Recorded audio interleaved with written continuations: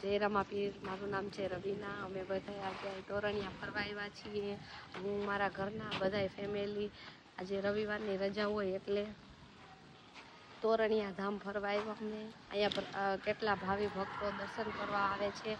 રામાપીરનું મંદિર છે, અહીંયા ખૂબ જ બધાય માને છે. પ્રસાદી પણ લેવામાં આવે છે અને તમે જોઈ શકો છો અહીંયા નાના છોકરા નાના મોટા બધાય ખૂબ જ આનંદથી રહે છે. તમે આપણા YouTube ચેનલના બધા દર્શકોને જણાવો ને કે પ્રસાદનો શું ટાઈમ હોય છે અહીંયા? પ્રસાદનો ટાઈમ તો બપોરે 11 થી 1:30 વાગ્યા સુધી જ હોય છે. તો તમે પણ આવી શકો છો. તમે આજે પ્રસાદ લીધો તો?